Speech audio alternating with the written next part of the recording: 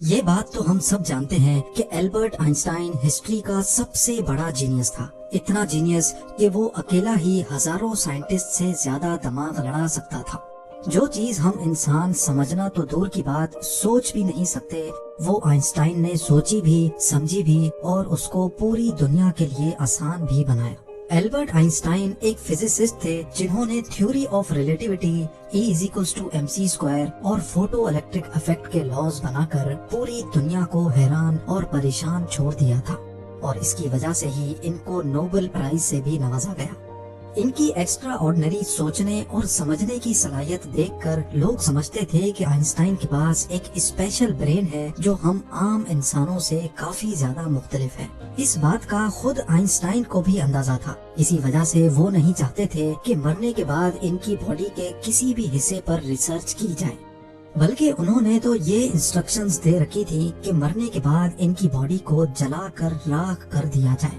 لیکن پھر وہی ہوا جس کا آئنسٹائن کو ڈر تھا۔ 18 اپریل 1955 کو پرنسٹن ہاسپٹل میں جب آئنسٹائن کا انتقال ہوا تو آٹوپسی کے لیے یعنی موت کی وجہ جاننے کے لیے جو ڈاکٹر آیا اس نے چپکے سے آئنسٹائن کا برین نکال لیا، کیونکہ اس کو یہ جاننے کی کیوریوسٹی تھی کہ دنیا کے سب سے بڑے جینیس کے برین میں آخر ایسا ہے کیا۔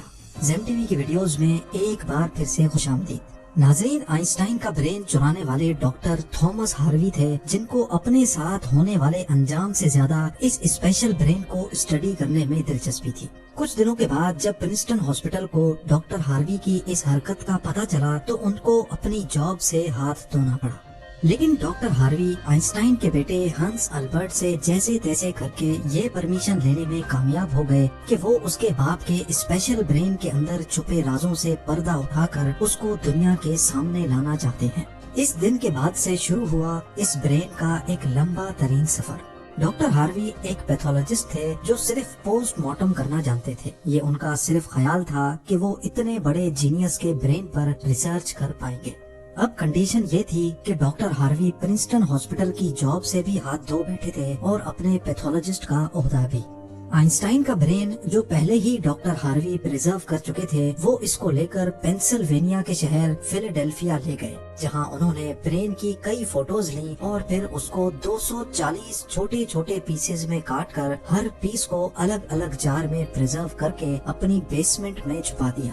اسی مسئلے کو لے کر ڈاکٹر ہاروی کا اپنی بیوی کے ساتھ کئی بار جھگڑا ہوتا رہتا تھا، کیونکہ ان کی بیوی اکثر یہ دھمکی دیتی تھی کہ وہ اس برین کو اٹھا کر کہیں پھینک دے گی۔ ایک دن جھگڑا اتنا بڑھ گیا کہ دونوں میاں بیوی کو ڈائیورس لے کر الگ ہونا پڑا، اور ڈاکٹر ہاروی برین لے کر کینسس کے شہر وچیٹا چلے گئے، جہاں وہ ایک بایولوجیکل ٹیسٹنگ لیب میں میڈیکل سپروائزر کی نوکری کرنے لگے، اور یہاں وہ اپنے فارغ ٹائم میں آئنسٹائن کے برین پر خوب اسٹڈی کرنے کی کوشش کرتے۔ اس کے بعد کئی بار وہ الگ الگ جاب چھوڑ کر مختلف شہروں میں یہ برین لے کے گھومتے رہے۔ کئی سال گزر چکے تھے لیکن ڈاکٹر ہاروی آئنسٹائن کے برین پر کچھ خاص ریسرچ نہ کر سکے، الٹا ان کا میڈیکل لائسنس ہی کینسل کر دیا گیا، اور نوبت یہاں تک آ گئی کہ ان کو ایک پلاسٹک کی فیکٹری میں جاب اسٹارٹ کرنی پڑی۔ تبھی انہوں نے پہلی بار ایک اچھا فیصلہ کیا کہ وہ ان کے برین کے الگ الگ حصوں کو دنیا بھر کے بیسٹ نیورو پیتھولوجسٹ کے پاس ڈیٹیلڈ ریسرچ کے لیے بھیجیں گے، لہٰذا انہوں نے ایسا ہی کیا۔ 1955 میں برین چوری ہونے کے 30 سالوں کے بعد یعنی 1985 میں پہلی بار آئنسٹائن کے برین پر ایک اسٹڈی پبلش کی گئی۔ اس کے بعد اگلے 28 سالوں تک اس جینیس برین پر دنیا بھر کے نیورو پیتھولوجسٹ نے کئی اسٹڈیز پبلش کی، جن میں بتایا گیا کہ آئنسٹائن کا برین عام انسان کے برین سے کافی ڈیفرنٹ تھا۔ سب سے بڑا ڈیفرنس برین کے کارپس کیلوسم نامی حصے میں پایا گیا۔ اب یہاں یہ جاننا ضروری ہے کہ انسانی برین 2 الگ الگ حصوں میں ڈیوائیڈڈ ہوتا ہے۔ انسان جو بھی کام کرتا ہے وہ برین کے ایک حصے میں پہلے پروسیس ہوتا ہے، اور پھر برین ہمارے جسم کے اس حصے کو سگنل دیتا ہے۔ لیفٹ برین ہمارے جسم کے رائٹ حصوں کو کنٹرول کرتا ہے، جبکہ رائٹ برین ہمارے جسم کے لیفٹ حصے کو کنٹرول کرتا ہے۔ اس کے علاوہ 90% انسانوں کا لیفٹ برین بولنے، سمجھنے، میتھمیٹیکل کیلکولیشنز اور رائٹنگ یعنی لکھنے کے دوران کام کرتا ہے، جبکہ رائٹ برین کے پاس کریٹیوٹی، شیپس کو پہچاننے، آرٹ اور میوزیکل اسکلز کی ذمہ داری ہوتی ہے۔ اب آپ بھی یہ سوچ رہے ہوں گے کہ اس سب میں کارپس کیلوسم کا کیا کام ہے۔ فرض کر لیں کہ آپ کی بورڈ پر ٹائپنگ کر رہے ہیں یا پھر موبائل فون پر۔ اس دوران ہمارے دونوں ہاتھ ٹائپنگ کرنے میں بزی ہیں۔ کچھ الفابیٹس ہمارا سیدھا ہاتھ ٹائپ کر رہا ہے تو کچھ الٹا ہاتھ۔ ٹائپنگ کے دوران آپ کے لیفٹ ہینڈ سے ایک مسٹیک ہوئی تو آپ نے فوراً اپنا رائٹ ہینڈ استعمال کر کے اس مسٹیک کو اریز کیا۔ تو اس کا مطلب یہ ہوا کہ جب ہمارے رائٹ برین سے مسٹیک ہوئی تو اس نے لیفٹ برین کو فوراً سگنل دے کر وہ مسٹیک ٹھیک کروائی۔ برین کے دونوں حصے آپس میں جس چیز کے تھرو کمیونیکیٹ کرتے ہیں اس کو کارپس کیلوسم کہا جاتا ہے، اور آئنسٹائن کا کارپس کیلوسم عام انسانوں کے مقابلے میں کچھ زیادہ ہی بڑا تھا، یعنی ان کا لیفٹ اور رائٹ برین کا آپس میں بہت اسٹرانگ کنیکشن تھا، جس کی وجہ سے آئنسٹائن ایک ہی وقت میں کافی کمپلیکس پرابلمز اور سچویشنز کو امیجن کر سکتے تھے۔ کارپس کیلوسم کے بڑے ہونے کے علاوہ آئنسٹائن کے برین کا پیٹرن بھی عام انسانوں سے کافی مختلف تھا، اور ریسرچرز کا ماننا ہے کہ اس کی وجہ سے برین میں نیورونز کا فلو کافی بہتر تھا۔ نیورونز کے اچھے فلو ہونے کا مطلب ہے کہ ان کی میتھمیٹیکل کیلکولیشنز کی پاور کافی زیادہ اسٹرانگ تھی۔ Albert Einstein complex mathematical problems کو بغیر پین اور پیپر کے اپنے دماغ کی مدد سے ہی سالو کرنے کی قابلیت رکھتے تھے۔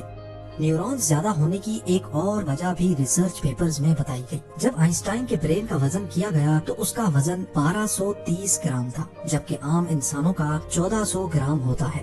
ریسرچرز کا ماننا ہے کہ ان کے برین کی لائننگ کافی پتلی تھی، جس کی وجہ سے ان میں زیادہ نیورونز پائے جاتے تھے۔ لیکن سب سے بڑا سوال ابھی بھی وہی تھا کہ کیا آئنسٹائن ایسے اسپیشل برین کے ساتھ پیدا ہوئے تھے یا ان کے پیدا ہونے کے بعد اس میں چینجز آئیں۔ جانچ کے بعد معلوم پڑا کہ البرٹ آئنسٹائن جب پیدا ہوئے تھے تو وہ پورے 5 سالوں تک بول نہیں سکتے تھے، جبکہ دوسرے بچے 2 یا 3 سال کی عمر میں بولنا شروع کر دیتے ہیں۔ جب انہوں نے بولنا شروع بھی کیا تب بھی وہ زیادہ بولنا پسند نہیں کرتے تھے، بلکہ ہمیشہ اپنی سوچوں میں ہی گم رہتے تھے۔ ان کے پاس چیزوں کو میمورائز کرنے کی پاور کافی کم تھی، یہاں تک کہ ان کو سمپل میتھس کے ٹیبل بھی یاد کرنے میں مشکل ہوتی تھی۔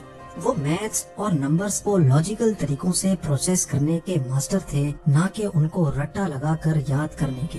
اسکول لائف میں باقی ہر سبجیکٹ میں آئنسٹائن فیل ہوتے تھے، صرف میتھس اور سائنس وہ واحد سبجیکٹس تھے جس میں آئنسٹائن کے نمبرز سب سے زیادہ آتے تھے۔ جب البرٹ آئنسٹائن 12 سال کے تھے تب ایک فیملی ٹیچر اپنی جیومیٹری کی بک ان کے پاس بھول گئے۔ حیرت انگیز طور پہ صرف ایک ہی دن میں آئنسٹائن وہ پوری بک پڑھ کر اپنے جیومیٹری کے کانسیپٹس کلیئر کر بیٹھے۔ نہ صرف اتنا بلکہ صرف 14 سال کی عمر میں ہی وہ انٹیگرل اور ڈفرینشیل کیلکولس کے ماسٹر بن چکے تھے۔ میتھس اور سائنس میں ان کی اتنی اسٹرانگ گرپ تھی کہ جب وہ کلاس روم میں کوئی سوال پوچھنے کے لیے ہاتھ کھڑا کرتے تھے تو پروفیسرز گھبرانے لگتے تھے، کیونکہ آئنسٹائن کے اکثر سوال ٹیچرز کے بھی اوپر سے گزر جاتے تھے۔ چھوٹی سی عمر میں ہی وہ اس یونیورس کے لاز کو ایک چھوٹی سی ایکویشن میں بند کرنا چاہتے تھے، اور یہی انہوں نے اپنی زندگی کا مقصد بنا لیا تھا۔ 26 سال کی عمر میں آئنسٹائن نے 4 ریسرچ پیپرز پبلش کر کے پوری دنیا کو حیران کر ڈالا، اور اسی وجہ سے ان کو PhD کی ڈگری اور ہیومینٹی کے لیے اعلیٰ کردار ادا کرنے کی صورت میں نوبل پرائز سے بھی نوازا گیا۔ اس کا اندازہ آپ صرف اس بات سے لگا لیں کہ آج بھی آئنسٹائن کی ان تھیسس کے بنا سائنس بالکل ادھوری ہے۔ کئی ڈاکٹرز اور سائنٹسٹ نے یہ نتیجہ نکالا کہ آئنسٹائن کا برین ان کے پیدا ہونے کے بعد اسپیشل بنا تھا، جس کی سب سے بڑی وجہ یہ تھی کہ جب ان کو اپنے سوالوں کا کوئی جواب نہیں ملتا تھا تو وہ خود اپنے دماغ کی مدد سے جواب تلاش کیا کرتے تھے۔ چھوٹی عمر میں ہی ایسا کرنے سے ان کا برین اسی حساب سے ڈیولپ ہوتا گیا۔ آج بھی آئنسٹائن کا یہ ایکسٹرا آرڈنری برین امریکہ میں واقع دی ماٹر میوزیم میں موجود ہے، جس کو بڑی حفاظت سے مائکروسکوپک فلمز میں پریزرو کر کے رکھا گیا ہے۔ امید ہے زیم ٹی وی کی یہ ویڈیو بھی آپ لوگ بھرپور لائک اور شیئر کریں گے۔ آپ لوگوں کے پیار بھرے کامنٹس کا بے حد شکریہ۔ ملتے ہیں اگلی شاندار ویڈیو میں۔